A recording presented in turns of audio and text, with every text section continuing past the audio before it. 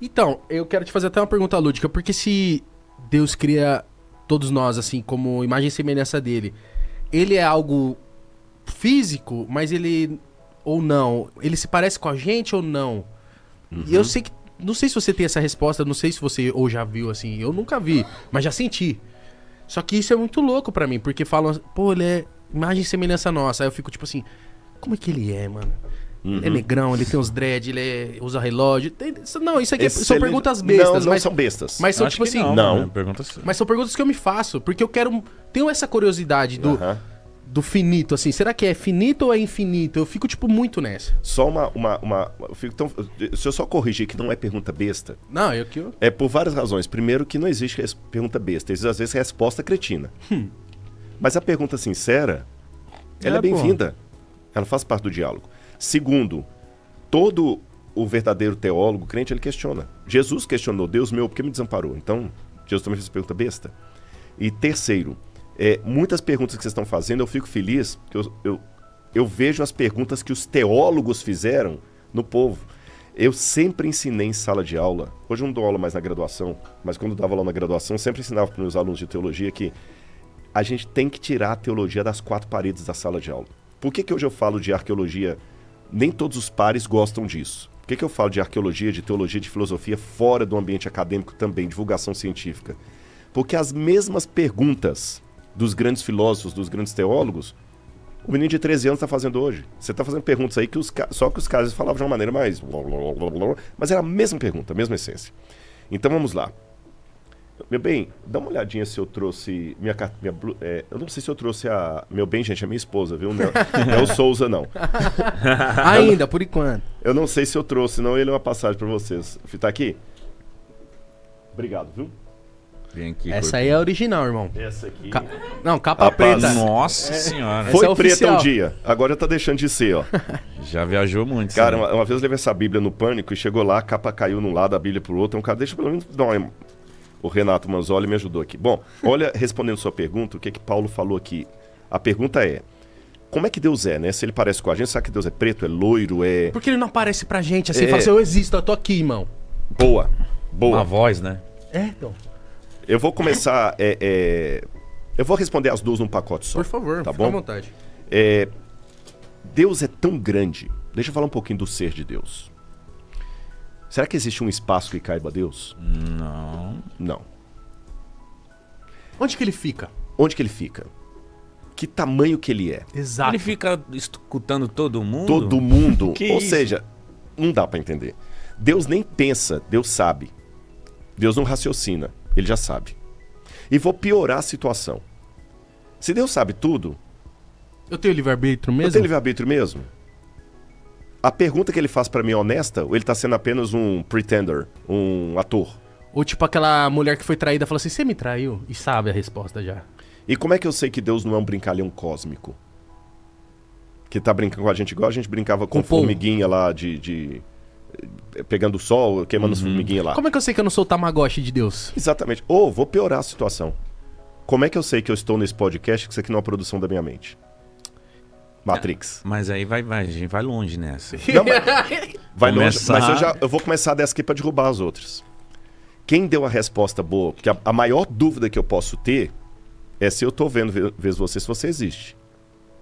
Porque vamos pensar no Matrix, galera. Vamos supor que eu tô agora com um monte de eletrodo na minha cabeça, numa sala lá, e ninguém que tá aqui existe. É minha mente que tá produzindo vocês. Como é que eu posso ter certeza que você existe? Tocando? Esse é o máximo do ceticismo que a gente pode ver. Não tocando não, porque... Eu posso imaginar um toque? Você pode imaginar um toque. Quando você sonha, você não... Aliás, mesmo? quem já fez xixi na cama sabe o que é ter um sonho realizado. Sim. Você pensa que tá no banheiro e não tá. Sim. Né? Então vamos lá. O Descartes, René Descartes, respondeu isso e eu vou usar Descartes para responder todas essas questões que vocês colocaram aí. O Descartes falou assim, peraí, eu posso duvidar até que você tá na minha frente, mas tem uma coisa que eu não posso duvidar. Ainda que você seja uma ilusão, eu existo, porque minha mente está produzindo você. Entendi. Aí que a famosa frase, cogito ergo sum, em latim, penso, Logo existo. Eu não tenho como duvidar da minha existência. Então eu também não duvido da minha. Exatamente. Tá certo? Sim. Então eu existo. Ainda que você seja uma ilusão, eu estou produzindo você. Mas para eu existir, eu sei que eu não sou eterno. Então tem que ter algo que me produziu. Então eu já sou obrigado, a partir da minha existência, a admitir a existência do outro. E esse outro, para ser alguém que realmente justifica tudo, tem que ser um outro com O maiúsculo. Então tem esse Deus. Agora, ele é tão grandioso, tão grandioso, tão grandioso, o que eu posso falar dele? O Santo Tomás de Aquino, que eu citei no início, ele dizia que a teologia só fala do que Deus não é, porque o que Deus é em essência ninguém sabe. Mas eu tenho uma boa notícia para vocês. A Bíblia diz aqui, olha, Colossenses, Paulo fala como é que é essa questão da imagem de Deus, como é que nós podemos conhecer a Deus. Filipenses capítulo 1, versículo 3 diz assim: Ele nos libertou do poder das trevas e nos transportou para o reino do seu Filho amado, em quem temos a remissão, a redenção dos pecados. Ele, está falando de Cristo, é a imagem do Deus invisível, o primogênito de toda a criação. Pois nele foram criadas todas as coisas, no céu e sobre a terra, visíveis e invisíveis, sejam tronos, soberanos, potestades, tudo foi criado por meio dele e para ele. Então, Paulo está explicando aqui que Jesus é a imagem visível, interessante isso, do Deus invisível, porque tudo foi criado nele. Aí você vai para o Evangelho de João, ele fala assim: no princípio era o Verbo, e o Verbo estava com Deus, e o Verbo era Deus. Ele estava no princípio com Deus. Todas as coisas foram feitas por ele, e sem ele, nada do que foi feito se fez. E o Verbo se fez carne, verso 10, verso 18, e habitou entre nós, verso 14, e habitou entre nós. Deus falava com Jesus? Bingo. Jesus e Deus estavam em pé de igualdade, tá bom? Ele só se materializou e foi pra Terra? Exatamente, só que um pouquinho antes disso, o que a gente percebe? Aqui está falando até antes da Terra, está falando da criação. Tá, do antes do antes. Do antes do antes. Mano. Aí você vai para Provérbios 8, fala que quando Deus fazia tudo isso, tinha um companheiro de Deus ali na eternidade, que Provérbios chama de a sabedoria, Chokhmah. Então Deus tinha uma pessoa com ele.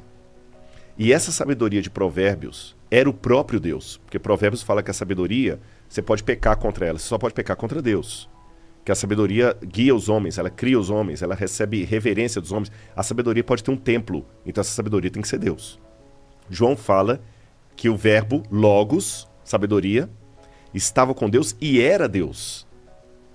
E Paulo, que eu li no início, fala que ele, tudo foi feito nele e ele também estava com Deus.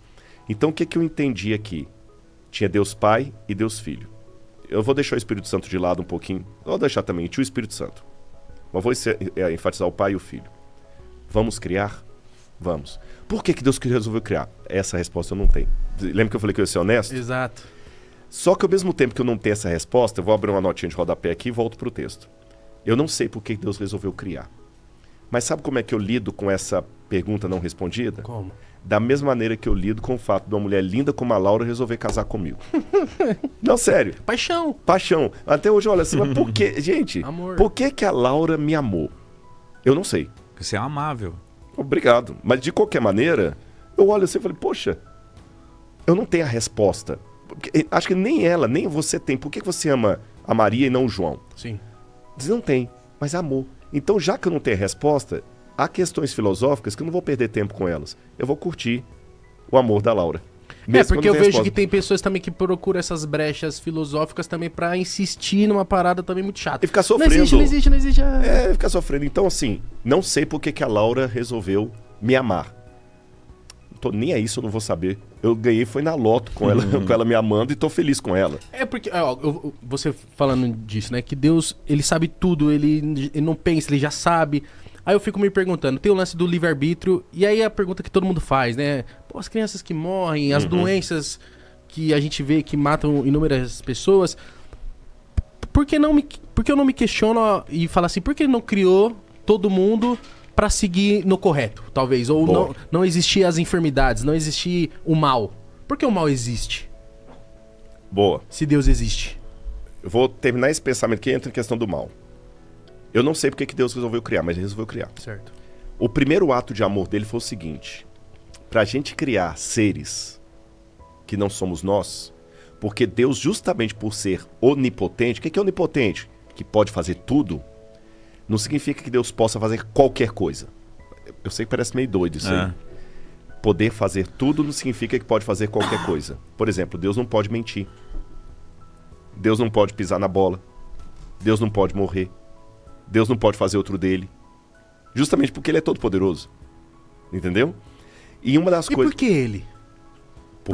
Porque ele... Tipo assim, é que soa você falando assim como se ele tivesse sido escolhido, mas ele não foi escolhido por ninguém porque ele não tem antes de... Exatamente. Então não tem o porquê ele, porque ele em si mesmo se basta. Que doido, mano. Isso é doido. Só que esse Deus que em si mesmo se basta, que existia numa situação que a minha mente não vai alcançar. E por que não vai alcançar? Não é porque eu sou burro ou vocês são burros, não é porque realmente está acima de tudo. Se tivesse um físico aqui... Já entrevistaram um físico aqui? Já, mas a gente acho que não entrou muito nesses Cara, assuntos. se você conversar com um físico, você fica biruta. Porque, por exemplo, nós só conseguimos captar 4 dimensões com os nossos sentidos. Aliás, 3. Que a quarta a gente sabe dela, mas não capta. Largura, profundidade e altura. Qual que é a quarta? Tempo. Tá. Só que o tempo, você não segura o tempo, né? Ele tá indo. Só que a física diz que alguns falam de 16, 19, 20, 30 outras dimensões que não são largura, profundidade. Como é que você entende um negócio desse? E imagina um Deus, então, que não é medido por nenhuma dessas dimensões. Se a gente não consegue captar essas outras dimensões temporais, um buraco negro, por exemplo, como é que vamos entender Deus? O tempo dobra, dizia Einstein. Então como é que vai entender Deus? Então Deus está acima de tudo. Será que um dia vai entender? Talvez alguma coisa assim.